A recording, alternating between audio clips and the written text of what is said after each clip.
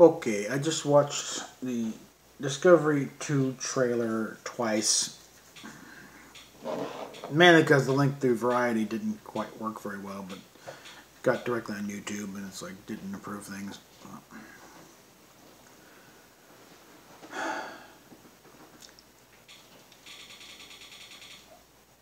Anson Mount doesn't really... That doesn't feel like Christopher Pike, you know, what we saw in The Cage. It's like, you know, I don't know, just not bad, just off. And as we figured, yeah, all they did was change the color of the uniforms. It's still the stupid design and the weird collar and material. And it's like,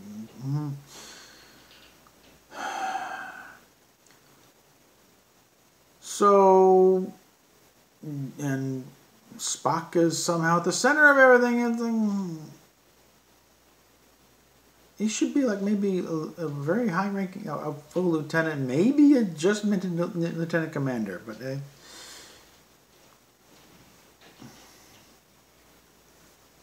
they're just ringing in a little too much. Like, you know, at this point, Spock doesn't have to be the center of the damn universe, okay? So it's looking like more of the same crap coming season 2, and I'm holding out no hope whatsoever for this one because I think it's like, you know, the comment that was made during the Carter administration when they had the little Saturday Night Massacre and got rid of people. They got rid of all the trees and kept the monkeys. You know, the chief one of all, you know, Alex Kurtzman being the reason why we got problems in the first place. So, like I said, all it's done is like he'll have no one else to blame. But if we can get to this Variety article, because this thing's being trouble. Come on, switch over. Well, one of the plans, I guess, they revealed at Comic-Con for this grand and glorious expansion of this, you know, alleged Star Trek universe is Trek. I can't get this damn thing to load here. What the hell? I got a tab open, but it won't let me get back over to it. But basically, let's just close some of that. Basically, Short Treks, I think is what they're calling it. Little mini-series, and I mean mini, as in the episodes are like 15 minutes long, where they will take a character they've got and kind of explore him a little bit. They got one involving Harry Mudd that Rainn Wilson will be directing. They've got one planned for Saru, as, you know, the little thing depicting becoming the first Kelpian in Starfleet. And just little stuff like that. And vignettes. More or less. And it's a large part of who really cares, you know? I think there's one with Tilly. I forget what the hell the stuff, but again, who really gives a rat's ass, you know?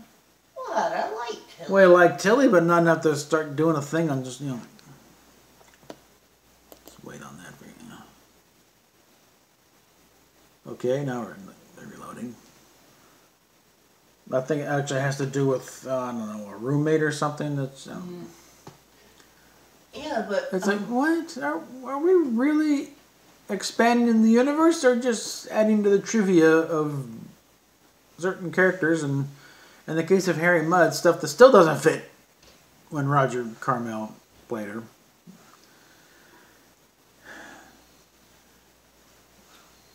I guess if CBS wants to spend millions of dollars on this thing and wasting it, you know, throwing down a rat hole, that's their right. But yeah, now it's up here. Yeah, if I might make an observation, go ahead. Though, chime in. I don't think Anson Mount is really the problem in this. It's not. You know, in this case, it's always never. It's the director and the writers are just giving them crap scripts. I mean, we have seen him act without words, and even though the writing was crap, still, you know. It's Black Bolt and the Inhumans, and that was just, you know, the less said about that, the better. But still, he was able to do the acting. When the only thing they get right is a CGI big giant bulldog, we gotta wonder, you know. Yeah. I mean, that was the case. Yeah, that probably would have, in the case of the Inhumans, that's something they probably would have flown in the 90s without any problem. But we've already had the Avengers in pretty close to comic accurate costumes. So why the dodge on that one? Okay, here we go. Yeah, during the Comic-Con panel, Star Trek Discovery show co-creator and executive producer Alex Kurtzman announced the upcoming launch of a 4-part miniseries titled Star Trek Short Treks this fall. Rolling out on CBS All Access on a monthly basis, each of the 4 Short Treks episodes will be approximately 10 to 15 minutes long and dig deeper into the specific characters and themes explored on Discovery. Rainn Wilson will return to play Harry Mudd in a short. He will also direct. Well, Aldous Hodge will play another as Kraft, the man who finds himself as the only human on board a deserted ship. Whatever. Additional episodes include a deep dive into Saru's backstory as the first Kelpie in Starfleet and Tilly's journey aboard the USS Discovery and her friendship with an unlikely partner.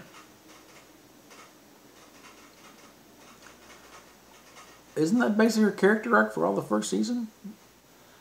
Pretty much, yeah.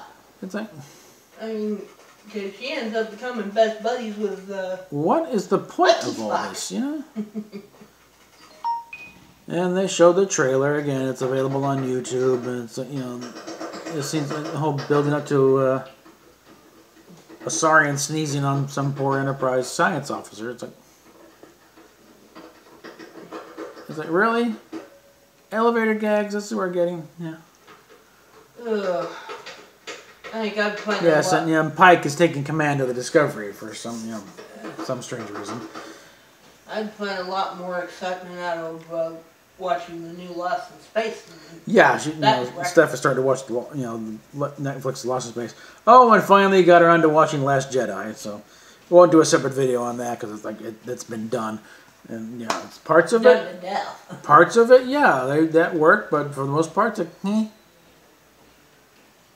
like you could take out entire chunks of the Canto Bight thing, and chop it down to under 2 hours, and you wouldn't miss a damn thing really.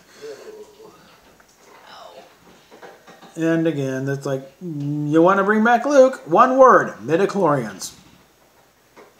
The magic microbe that can do anything, how they conjured Anakin into existence in the first place. So bringing back Luke would be a piece of cake. Yes, the trailer also offers a first look at the show's spiffy throwback uniforms with Pike's duds giving fans a flashback to the gold shirts. No, not really.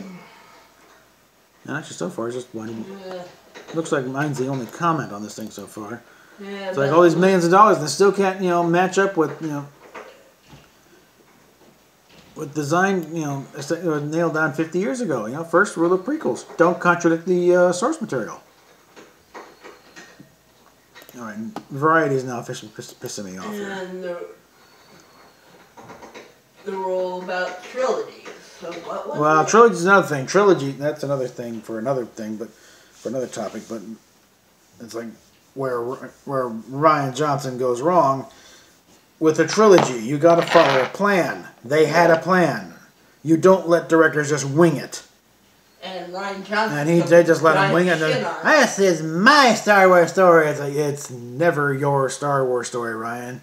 Certainly not on this scale. It's always George's story. It's always in service to George's story. You don't do your own little personal statements of this is how I do Star Wars, and then do it your own way and call it something else. Yeah, hello Disney. George Lucas wants his story back. Well, George Lucas didn't have to return $4 billion. Or is it $14 billion? And he's already spent most of that, I think, or a good chunk of it. Way. I can see him it's like, Monday Matt knows to touch on a little better than I can do on here, but Johnson's starting to realize how he screwed up. It's like, never your story. It's George's story, and that's why Force Awakens, for all its faults, still kind of works because it's still in service to the larger George Lucas narrative.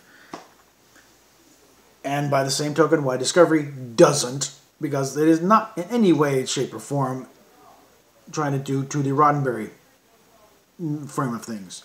It's Kurtzman trying to do, this is my Star Trek, then call it something else. Okay. Yeah. Yeah. Because the thing is, we're coming into a universe that has established rules of how technology works, what the aliens are like, what the cultures are like, and who is where, and you're in an established time period, and you're violating every damn tenet of it. From the, there's not a, the only thing on there are the sound effects. Ow. Ow. Ow.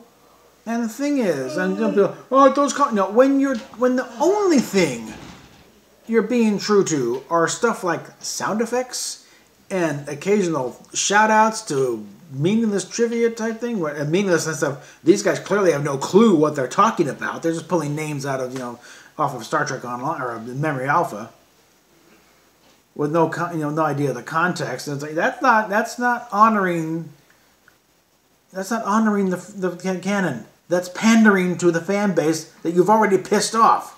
Like when they pulled out, what's his name out of a hat? Well, the way they Bakula's character. Well, the way they totally screwed up Harry Mudd.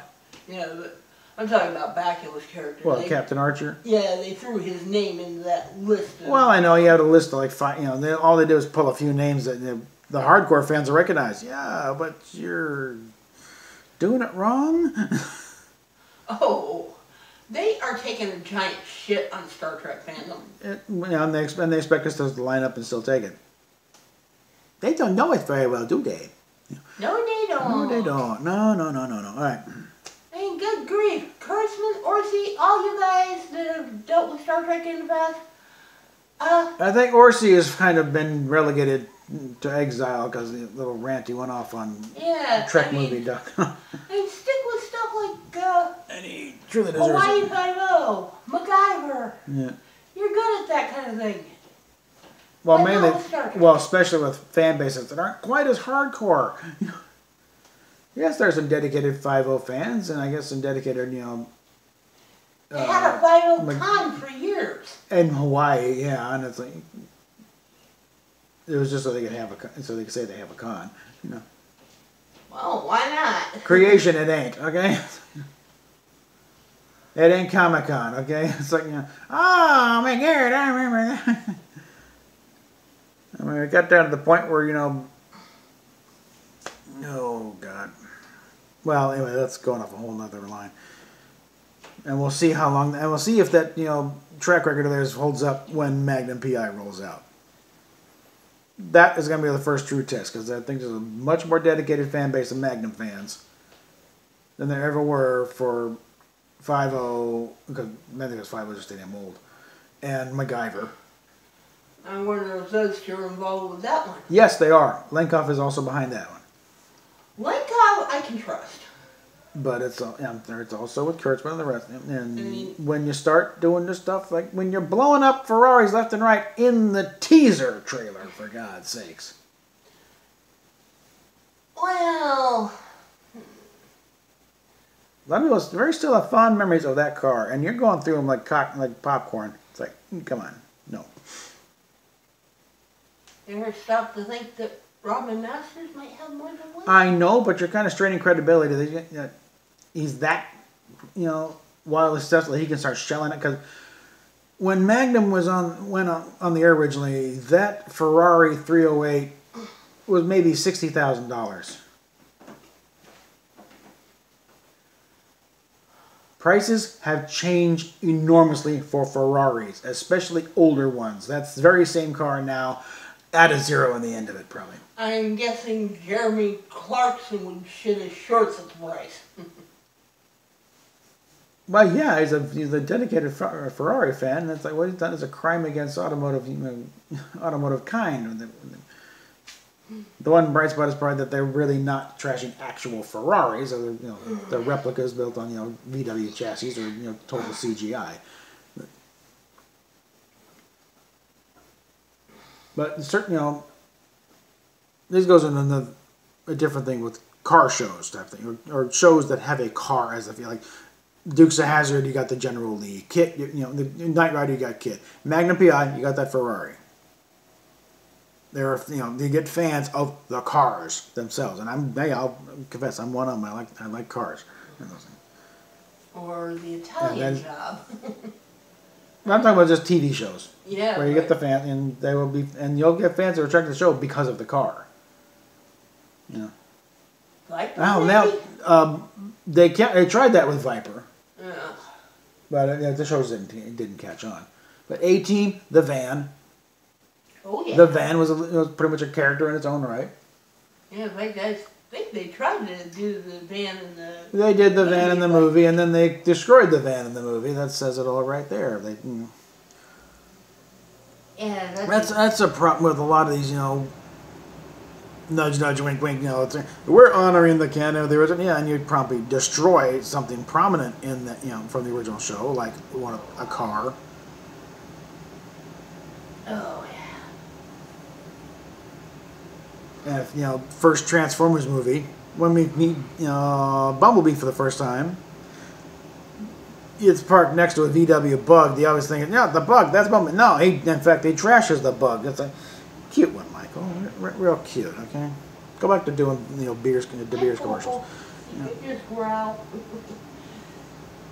Yeah, not looking good here. And the prospects for these new shows, this is, I think there's the way of trying to do an analogy, the anthology show is little short, 15-minute shorts, so it may have been originally thinking we'll do hour-long shows, and I thought no, you'll get 15-minute short subject stuff, then wrap it up quick, and if it doesn't work out, then that's all you're gonna get.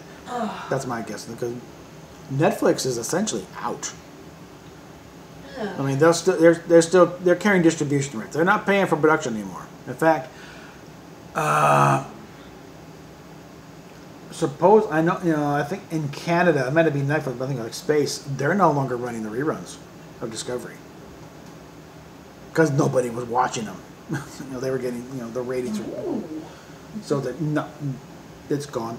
they pulled it. So and apparently, I don't think, and I guess nobody really complained. And the only reason I got the subscription to otherwise I would have gotten away with it. All Access, aside from my shows, is. Like I've said before, we've got CBS All Access, but I refuse to watch Discovery on that thing. I don't want to give them any numbers. I watch original series episodes for to catch up on something, or watch their soap operas or some of the primetime stuff. Like SWAT? Yeah, like SWAT and Big Bang Theory. The shows we haven't been able to watch because we haven't had access to a TV. Yeah, SWAT's another one that's remained true to. SWAT was a good one. You can call it a reboot, but it's also just as many years have gone by. It could easily be a continuation too, because the original team by now would all been retired or dead. Okay, Hondo is just a nickname to give to a team leader type thing. There's nothing endemic, nothing endemic to the nickname Hondo. Yeah, but they've done episodes where. Once in a while, they kind of a writer would screw up and they kind of imply that Shamar Moore's character really is named Hondo. No, that's a nickname. It means he's the guy in charge. Okay. But this is starting to ramble a bit. So basically, all right. More immediate needs. The money's been. We're having to beat the bushes. For right now, we're in a bit of a thing of. Basically, her sister's in the hospital for reasons that need to be discussed, but her truck is kind of across town. And we really don't have a way to get over there in our vehicle without leaving our vehicle there. And that just, can't be the same problem. So we really need Uber money to get over there. But also for general purposes anyway, because we also need gas and food and stuff. So really need some folks to kick in here. And like Noor said in the comments last time, if everybody just did the Patreon for $1 a month, we would be out of this pickle, because that would be almost as much as Steph gets for disability check, and it's like that's double our income right there. We get a damn house, or at least get close. Or at least get in the ballpark of starting to get a house, and actually or at least stay in a hotel enough time to finally start building up some, getting some things paid off. And I could finally actually clear, yeah, this is what I do for a living, you know, and then we build up from there. And also thanks to the new subscribers here, I'm crediting Doomcock's call out on that one. I'm very much looking forward to seeing his review of the trailer. That's going to be a hoot.